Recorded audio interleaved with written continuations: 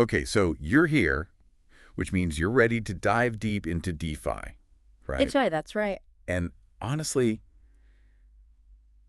sometimes it feels like drinking from a fire hose trying to keep up. It really does. So we're going to really focus in on something pretty interesting, I think, today coming out of Flare. Okay. It's called FAssets. Yeah. FAssets. Yeah. Now, forget all the crypto jargon for a second. Right. This is not just another new token or coin or anything like that. Yeah. This is about making existing major cryptocurrency way more useful. Way more useful. Yeah, and we went through Flare's website. Okay. Really dug into what they had to say about FAssets. Right. And we want to understand, like, what does this do? How does it actually work? And why should you care?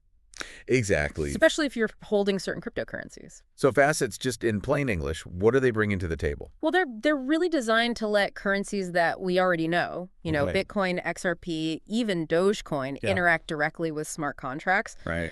And that's a really big deal because you're talking about multi-trillion-dollar markets here Yeah. that haven't really had a good way to plug into the whole world of decentralized applications. Right. So this is bridging that gap. Yeah, it's like opening up a whole new world to players that have already been around for a while. Exactly. So this brings up bridging and interoperability. Right. Can you really paint a picture of what that means? Because, bridging in the past has kind of had It's had its issues. yeah, it's had some issues. How is Flare tackling that? Oh, so FAssets are a bridge. Okay. Specifically onto the Flare network. Got it. So if you have XRP, BTC, DOGE, Right. it can now exist and operate within the Flare ecosystem. Okay. Interoperability is the key word here. Right. Different blockchains typically separate, can now communicate and interact. Right. So your XRP can now engage with all these different DeFi applications that are built on Flare. Got it. And they're rolling this out pretty methodically. Yeah. It's Yeah. live on Songbird, which is their canary network. Okay. And it's coming to the main Flare network soon.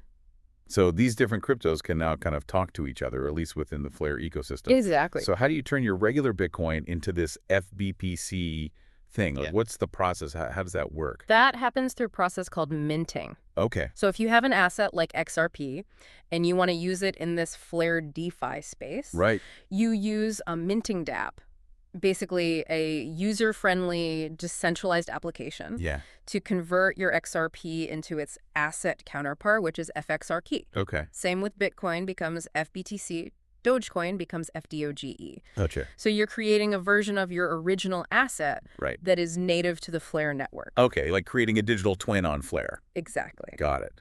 So over-collateralization is a term that keeps coming up, and Sure. 300% is mentioned. Over 300%. That sounds like what is the reason for that? It is a significant amount. Yeah. And it's a deliberate security measure. So over-collateralization model means that for every unit of facet that's created, Right. a value much greater than that, like Yeah. over 300% of the original asset, Wow. is locked up as collateral. So if I want to make $100 worth of FBTC, I need to lock up $300 worth of Bitcoin. That's right. More than 300, More than 300. to be exact. Why so much? Well, it feels excessive, right? It does. But that's exactly why they're doing it. Okay. So this high level of collateralization Yeah. builds a really, really strong security foundation. Gotcha. Bridging assets between different blockchains is inherently risky. Right. So this minimizes those risks as much as possible Right. by locking up more value than what the facet represents. Yeah. Gives you a huge buffer Okay. against price fluctuations. So even if the price of Bitcoin drops, let's say there's still a bunch of Bitcoin backing the FBTC. Exactly. Got it. Yeah. Okay, that makes sense. Yeah. So there's like a big safety net. Big safety net. So we've talked about minting dApps. Right. Oracle Daemon and this AU thing are also mentioned. Yes. Can you shed some light on what those are without getting too technical? So, minting dApps we talked about, Yeah. those are the user-facing applications. Okay. The Oracle Daemon is a system that provides reliable and up-to-date information Sure. from outside the Flare blockchain. Okay. So crucially, it includes things like the real-time prices Right. of Bitcoin and XRP, Okay. and that ensures that over-collateralization ratio is maintained. It's like a checks and balances thing. Exactly. And AU, that probably stands for Agent Underwriter. Okay. And this is probably a role Yeah. involved in the collateralization process, making sure that the collateral is properly managed. Okay. And as a user, you don't need to worry too much about the ins and outs of this. Right. But it's good to know that there are mechanisms in place that are contributing to the security and stability of the facets. All right, so we understand what they are and how they work. Right. Now, the big question, what can you actually do with these things? Yeah. Why should someone holding XRP or Dogecoin care about this? This is where things get really interesting. Okay. And there are three main ways you can use facets. Okay. First up is cross-chain yield farming. Okay. If you've got XRP, Yeah. your options for earning yield on that within just the XRP ecosystem are limited. Right. But with FXRP, you can now participate in yield farming Okay. on tons of different DeFi platforms within the Flare ecosystem. Gotcha. So you can earn rewards Yep. that weren't available for your XRP before. Okay. Same with Bitcoin and Dogecoin once they're in their asset forms. So you're basically taking an asset that might have been sitting there Yeah, and putting it to work in a whole new way. exactly. Okay, awesome. What's number two? Number two is collateral for DeFi loans. Okay. So let's say you want to access some stable coins Yeah. or other cryptocurrencies, but you don't want to sell your Bitcoin, right? Well, you can mint FBTC Okay. and then use that FBTC as collateral Gotcha. to borrow other assets that you need. So you're unlocking the value Exactly. without actually having to sell it. That's right. That's great. You can pursue other investment opportunities. Yeah. Or just manage your finances better Right. without having to give up your long-term holdings. Really interesting. Yeah. Okay, what's number three? Number three is decentralized trading. Okay. So you can trade facets on decentralized exchanges or DXs Right. that operate within the Flare ecosystem. Yeah.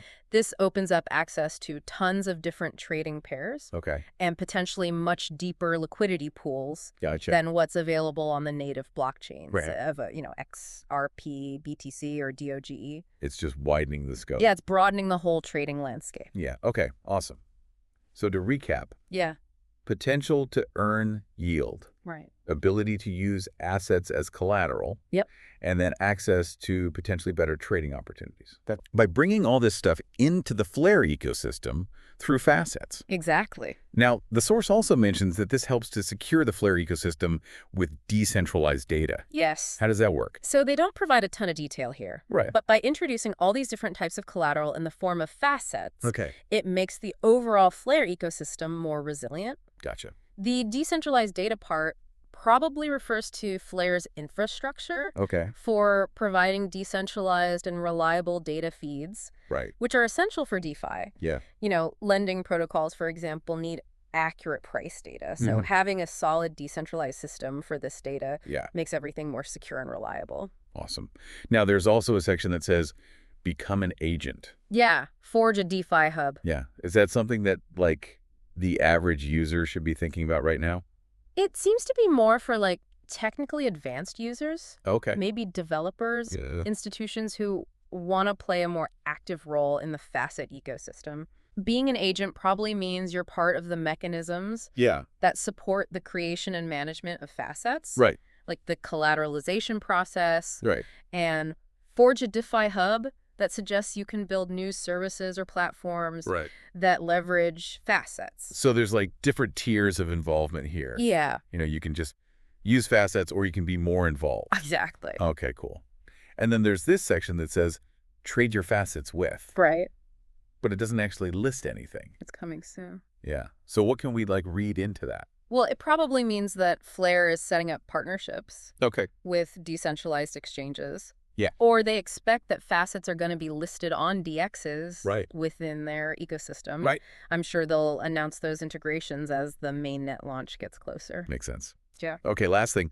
There's a related news section Okay. that mentions 400% growth of the Flare DeFi hub Yeah. and an assets songbird test milestone. Yep. What does all that mean? Well, those are really good signs. Okay. 400% growth of the Flare DeFi hub means there's a lot more activity, Right. people are using it, Yeah. and that suggests that there's demand for the kinds of DeFi services that Facets will enable. Gotcha. And then the Facets Songbird test milestone Yeah. is also crucial because it means they're actually developing and testing and refining Right. the tech. They're not just talking about it, they're doing it. Exactly. And hitting these milestones shows that they're moving towards that full launch. Awesome. Okay, so we've covered a lot of ground. We have. What are the key takeaways for listeners from this deep dive into facets? Well, I think facets are a big step Uh, towards greater interoperability Yeah. in the blockchain space. Right. Flare has basically created a way Yeah. for major cryptocurrencies. Like the big ones. The big ones, Yeah. like XRP, Bitcoin, and Dogecoin, Right. to use smart contracts and access all those DeFi opportunities on the Flare network. And they're doing this through this over-collateralized minting process, which creates FXRP, FBTC, and FDOGE. Right. You can use these for yield farming loans trading within the Flare ecosystem. So many new things opened up. Exactly. And that high level of over-collateralization, that's a key security feature. Right. The growth of the Flare DeFi hub and all those successful test milestones are really promising signs. Yeah, I mean, this is really about unlocking potential It is. for a huge chunk of the crypto market. A huge chunk. It's exciting. Yeah, it's very exciting. Taking these assets that maybe weren't doing as much before and giving them in this whole new life, new opportunities. Exactly. And it makes you think, how does this change your perspective on things like XRP and Dogecoin when you can use them in DeFi in new ways? Yeah, what unexpected opportunities might come up as this technology develops. It's something to watch for sure. It is. Thanks for joining us for this deep dive into facets. Absolutely. I'll catch you next time. See ya.